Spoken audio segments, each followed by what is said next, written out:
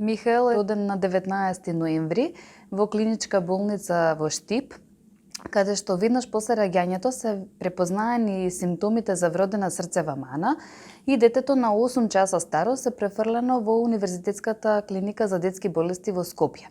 Таму е докажана вродена срцева мана, транспозиција на големи крвни садови, дадена е кардиолошка потпора и е префрлено во нашата болница за оперативен третман. Станува збор за транспозиција на големи крвни садови. Тоа е вродена срцева мана во групата на цијаногени срцеви мани, кои што се застапени од 8 до 10%, и ова е една од срцевите мани каде што е живото загрозувачка и треба веднаш да се реагира. Првен маната означува дека имаме обратно излезиште на големите крвни садови, поточно аортата наместо да излегува од левата комора, излегува од десната комора, а пулмоналната артерија наместо да излегува од десната комора, излегува од левата комора. Исто тоа нема крв која што оди во белите дробови за да се оксигенира и нема таа оксигенирана крв да се дистрибуира низ целиот организам, што значи дека организмот пати за кислород. Во нашата болница новороденчето стигна на возраст од 2 дена во тешка општа состојба со изразена цијаноза по целото тело, значи модрило по целото тело, со кислородна сатурација од 40%, со ниска тензија, со веќе почетни знаци за бубрежна и бубрежно срцево затајување, што бараше итен оперативен третман. За многу кратко време влезе детето во сала. Операцијата беше 4 часа, се изведе од нашиот тим на чело со доктор Жан Митрев. Постоперативниот период помина според очекувањата, значи генерално добро, без компликации. Така да 13-тиот ден веќе ова дете го споивме со мајката, а веќе од следниот ден започна и со доење. 10-ти ден е од после операцијата. Беше примено како хитно.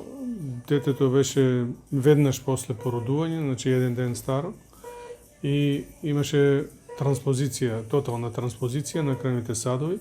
Ова е практично втора успешна операција на вака една комплексна вродена аномалија.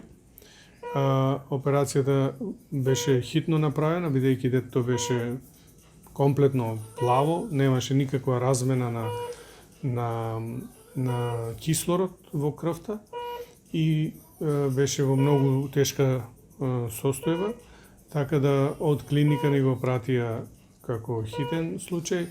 Веднаш беше оперирано, операцијата помина во најдобар ред, немаше никакви проблеми и еве сега веќе пред 2 дена мајката веќе е со детето, таа прв пат го виде тука и така да еве сега го спремаме за ден-два да се навикнат еден на друг и веќе да ги пуштиме дома. Така да една многу комплексна ситуација која успешно заврши. Ова дете сега има нормални шанси да се развива како, така да кажам, ништо да не било, бидејќи е направена комплетна, тотална корекција на сите аномални крвни садови. И со тоа оно сега нормално напредува, добро се храни и, како што реков, се надевам утре други ден ќе го пуштиме дома. И така, нашиот систем на Жан Митрев клиника докажа дека и во еден теснец временски може да изреагира кога имате детенце на операција и детенце кое што треба хитно да се згрижи, така че нам беше и во овој случај. Така. Ние имавме тој ден една исто комплексна операција на така наречен Double Outlet Right Ventricle, каде што двете главни крвни сада, пулмоналната артерија и аортата излегуваат од десната комора и тоа дете беше тој ден оперирано. Тоа е исто така добро и исто и него го спремаме за брзо да биде дома. И ова детенце беше како второ тој ден, како хитен случај. Така да и двете помина во најдобар ред. Да, он сега више нема некои лекови, нема некои големи лекарства што треба да се има тамо некоја терапија која е нормална за таа возраст, да неговите комори се прилагодат на новите услови. нема нешто посебно, треба да си нормално да се храни. Ќе доаѓате на контроли кај нашите педиатри, ќе следиме како натаму се развива. Меѓутоа, како што реков, за сега нема нешто голема потреба од било каква додатна терапија или додатни некои лекови што му се сега потребни. Супер. Ајде, се најдобро.